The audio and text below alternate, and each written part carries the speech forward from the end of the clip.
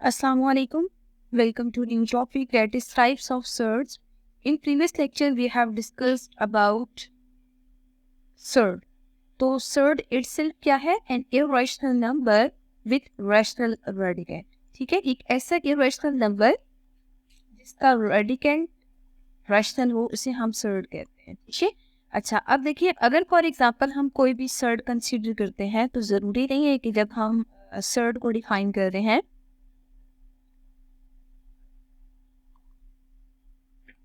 एक single term, ऐसा भी पॉसिबल है कि उसमें टर्म्स ज़्यादा आ रही हैं. ठीक है, जैसे देखिए हम एक न्यूमेरिक वैल्यू कंसीडर करते हैं जिसमें वैल्यू ग्रेटर ले लेते हैं, जैसे क्यूब रूट ऑफ 27 है. ठीक है, अब देखिए इस क्यूब रूट ऑफ 27 में अगर हम डिफाइन करते हैं ना, तो 27 इज अ रेडिकेंड एंड ये खुद रैशनल है. ठीक है, और फिर अगर आपसे सर्ड इंडेक्स पूछा जाए तो सर्ड इंडेक्स यहाँ 3 गिवन है और यहाँ पे रेडिकल साइन भी है. इसका मतलब ये है कि ये सर्ड हो सकता है अगर ये सर्ड की दोनों कंडीशंस को सेटिस्फाई करे. ठीक है, अगर ये सर्ड की दोनों कंडीशंस को सेटिस्फाई करेगा तो तब ही हम इसको सर्ड इंडेक्स कह सकते हैं, अदरवाइज नॉट. ठीक है, तो सबसे पहला काम हम ये करते हैं कि क्यूब रूट ऑफ 27 को डिफाइन करते हैं. क्यूब रूट ऑफ 27 में फर्स्ट ऑफ ऑल हम पहली कंडीशन लिख लेते हैं कि 27 इज रेडिकेंट. ठीक है, and it is rational. But अब हम क्यूब रूट ऑफ 27 को सिंप्लीफाई करके चेक करेंगे. तो जरा 27 कंसिडर करें और इसकी प्राइम फैक्टराइजेशन करें. प्राइम फैक्टराइजेशन करने के बाद इसी में अगेन पुट कर दें. ठीक है, यहाँ पे पुट करेंगे तो यहाँ पे क्यूब मौजूद है. तो क्यूब मौजूद होने की वजह से अंदर जो टर्म्स आ रही हैं, सबसे पहले हम ये चेक करेंगे कि अगर उनको क्यूबिक फॉर्म में लिखा जा सकता है तो उनको क्यूबिक फॉर्म में कन्वर्ट करें. तो 3 रेज़ टू पावर 3 की फॉर्म में इसे हम लिख लेंगे एक्सपोनेंशियल फॉर्म में. एक्सपोनेंशियल फॉर्म में लिखने के बाद आप ज़रा इसको मज़ीद सिंप्लीफाई करें. जब भी ये रेडिकल साइन अपीयर होता है ना, तो इस रेडिकल साइन में लेट्स सी देखिए स्क्वायर गिवन है, स्क्वायर रूट ऑफ एक्स. तो अगर हम इसको एक्सपोनेंशियल फॉर्म में चेंज करें तो ये 1/2 के इक्वल होता है. इसी तरह अगर cube root of x given हो तो जब हम एक्सपोनेंशियल फॉर्म में चेंज करते हैं तो 1/3 के इक्वल होता है. इसी तरह fourth root of x given हो तो एक्सपोनेंशियल फॉर्म में ये 1/4 बन जाएगा. ठीक है, बिल्कुल इसी तरह यहाँ पे भी आप क्यूब रूट को, एक्चुअली ये जो radical sign with surd index 3 आ रहा है ना, इसको आप ऐसा करें कि 1/3 की फॉर्म में कन्वर्ट करके देखें. अब पावर रूल अपीयर होगा और उस पावर रूल के अकॉर्डिंग दोनों पावर्स मल्टीप्लाई हो जाएगी. कैंसिल होने के बाद आंसर जो आ रहा है वो 3 आ रहा है. इसका मतलब ये है कि ये जो क्यूब रूट ऑफ 27 है ना, क्यूब रूट ऑफ 27 को लिखने के लिए हमेशा आपने ये जो क्यूब रूट है ना सर्ड इंडेक्स, उसको आपने हमेशा यहाँ लिखना होगा. ठीक है, और इसका फॉन्ट थोड़ा सा स्मॉल होता है as compared to other values. तो इसका आंसर 3 आ रहा है. और 3 को अगर देखें तो 3 इज रैशनल नंबर, ये खुद रैशनल है. इट मीन्स जब आपने सिंप्लीफाई करके चेक किया है तो क्यूब रूट ऑफ 27 जो है वो सॉल्व होके इसका आंसर रैशनल बन रहा है. It means it is not a surd. ठीक है, ये सर्ड नहीं होगा. तो हमेशा जब भी हमने सर्ड्स को डिफाइन करना है तो फर्स्ट ऑफ ऑल आपने देखना होगा सिंप्लीफाई करके कि अगर तो प्रॉपर सॉल्व करने के बाद लास्ट में जो टर्म आ रही है वो इररेशनल आ रही है और जो रेडिकेंट टर्म वो रैशनल है, इट मीन्स वो सर्ड होगा, अदरवाइज. सबसे पहला काम हमारा ये होगा कि हमने उस नंबर को हमेशा चेक करना होगा कि वो सर्ड है या नहीं. अगर वो सर्ड है ना तो हमारे पास सर्ड्स की 2 टाइप्स मजीद एग्जिस्ट कर रही हैं. ठीक है, ये डिपेंड करता है कि कितनी टर्म्स आ रही है. मींस अगर फॉर एग्जांपल एक टर्म आ रही है तब उसका नाम क्या होगा, 2 टर्म्स आ रही है फिर नाम क्या होगा, up to so on. Same is the case for n terms. तो यहाँ पे हम सिर्फ 2 टाइप्स इसकी डिस्कस करेंगे. एक टाइप है जिसे हम कहते हैं मोनोमियल सर्ड और जो सेकंड टाइप है उसे हम कहते हैं बाइनोमियल सर्ड. ठीक है, अगर फॉर एग्जांपल इससे एक्सटेंड टाइप्स हुई तो वो भी इसी स्टेप पे होंगी कि मतलब अगर फॉर एग्जांपल हमें मोनोमियल और बाइनोमियल को डिफरेंशिएट करना आ जाता है ना तो फिर आगे हमारे लिए प्रॉब्लम नहीं होगा. आप देखिए मोनोमियल सर्ड और बाइनोमियल सर्ड इटसेल्फ है क्या? A surd which contain single term is called monomial. ठीक है, जैसे देखिए square root of 2, square root of 2/5, square root of 27, ठीक है। इसी तरह स्क्वायर रूट ऑफ 15।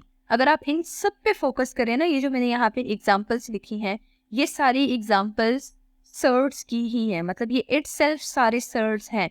और इनमें आप देखिए जस्ट एक टर्म आ रही है। अगर इन सब में एक टर्म मौजूद है ना, इट मीन्स इसका नाम मोनोमियल सर्ड होगा।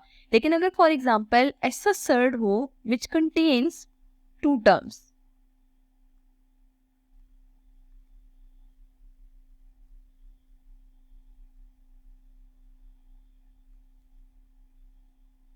इस कॉल्ड बाइनोमियल सर्ड, ठीक है। अगर ये बाइनोमियल सर्ड है तो सबसे पहले हमने यहाँ पे वेरीफाई करना है कि बाइनोमियल सर्ड किस फॉर्म में होगा। बाइनोमियल सर्ड में ना हमेशा 2 टर्म्स आ रही होंगी। जैसे देखिए फॉर एग्जांपल लिखा हो 2 + स्क्वायर रूट ऑफ 17। अगर देखा जाए तो ये फुल एक एक्सप्रेशन है और इस एक्सप्रेशन में 2 टर्म्स आ रही हैं। अगर यहाँ पे 2 टर्म्स आ रही है तो अब आपने इंडिविजुअली चेक करना है कि इन टर्म्स में एक ऐसा नंबर जरूर मौजूद होना चाहिए जो कि सर्ड हो। तो यहाँ पे आप देख सकते हैं स्क्वायर रूट ऑफ 17 सर्ड है। अगर ये सर्ड है, इसमें आप कोई भी वैल्यू ऐड करें, चाहे वो सर्ड ना भी हो, तब भी जो रिजल्ट है वो हमेशा सर्ड ही आएगा, ठीक है। बिल्कुल इसी तरह यहाँ पे अगर for example 2 + square root of 9 given हो तो it is not a surd, ठीक है, it is not a surd. ये सर्ड क्यों नहीं है, आप देख सकते हैं स्क्वायर रूट ऑफ 9 को आप सिंप्लीफाई करेंगे ना, आंसर 3 के इक्वल आ रहा है। 3 + 2 = 5। तो अगर 5 को देखिए तो वो एक्चुअली सिंगल टर्म आ रही है। अब उस सिंगल टर्म को भी आप देखिए तो वो एक रैशनल नंबर है, ठीक है। अगर वो रैशनल नंबर है इसका मतलब ये है कि वो सर्ड नहीं होगा, क्योंकि हर रैशनल नंबर जो है वो सर्ड नहीं होता। तो ऐसी टर्म्स जो कि 2 हों, अगर उनमें एक भी सर्ड हो, इसका मतलब ये है कि वो फुल एक्सप्रेशन सर्ड होगा, बट उसका नाम बाइनोमियल सर्ड होगा। और अगर सिंगल टर्म मौजूद हो तो उसे हम मोनोमियल सर्ड कहते हैं। और इसी तरह अगर फॉर एग्जांपल 3 या 4 टर्म्स मौजूद होती हैं, सेम इसी मेथड से उनके नेम चेंज हो जाएंगे। अब हमारे पास एक प्रॉपर्टी एग्जिस्ट करती है, that is that every surd is irrational number, ठीक है। हर सर्ड इर्रेशनल नंबर होता है, but every irrational number is not a surd.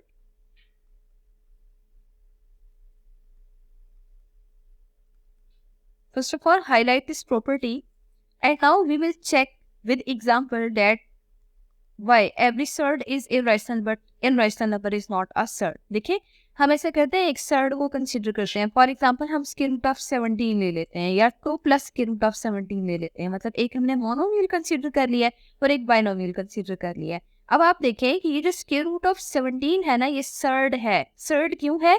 क्योंकि इसमें जो रेडिकेंट है 17 है, इट इज रैशनल, और जो फुल टर्म है वो इनरैशनल है, ठीक है। और same is the case for next binomial. तो सबसे पहला काम हमें ये करना है, इसको चेक करना है कि ये इररेशनल है या नहीं। तो अगर ये सर्ड है तो आप देख सकते हैं square root of 17 proper solve नहीं हो सकता। इसका मतलब ये है कि ये इररेशनल नंबर है। अगर ये इररेशनल नंबर है तो यही हमने बताना था कि जो सर्ड है वो हमेशा इररेशनल नंबर होता है, ठीक है। अब हम ऐसा करते हैं कि एक एग्जाम्पल कंसिडर करते हैं जिससे हमें ये क्लियर हो कि every irrational number is not a surd. तो कोई ऐसा एक इररेशनल नंबर ले लेते हैं जो कि सर्ड ना हो। तो देखिए स्क्वायर रूट ऑफ पाई जब हम कंसिडर करते हैं तो स्क्वायर रूट पाई खुद एक इररेशनल नंबर है, ठीक है। इररेशनल नंबर इस वजह से है क्योंकि अगर आप देखिए तो स्क्वायर रूट ऑफ पाई में सिंपल सॉल्व करने से जो हमारे पास फुल टर्म आ रही है वो रैशनल नहीं बन सकती। अगर वो रैशनल नहीं है इट मीन्स ये इररेशनल टर्म है, ठीक है। अगर ये इररेशनल है तो अब आप इसको सर्ड अगर प्रूव करना चाहते हैं ना, तो फॉर सर्ड 2 कंडीशंस होल्ड करती हैं। एक ये रेडिकेंट शुड बी रैशनल, ठीक है। तो देखिए छोटे लेवल्स पे हम डिस्कस कर चुके हैं कि पाई इज नॉट रैशनल नंबर। ये पाई रैशनल नंबर नहीं है। अगर पाई रैशनल नंबर नहीं है तो रेडिकेंट रैशनल नहीं है। अगर रेडिकेंट रैशनल नहीं है it means square root of pi is not a surd, ठीक है। तो मतलब ये इररेशनल नंबर तो है लेकिन ये सर्ड नहीं है। तो सर्ड के लिए जरूरी है कि लाजमी जो स्टेटमेंट आपको गिवन हो, जो एक्सप्रेशन गिवन हो, उसमें रेडिकेंट भी रैशनल हो। तो मतलब ये एक प्रॉपर्टी थी जिसके थ्रू हमने प्रॉपर देख लिया एग्जाम्पल्स कंसिडर करके कि every surd is irrational number but every irrational number is not of surd. Inshallah, in the next lecture, we will discuss about the addition and subtraction of surds.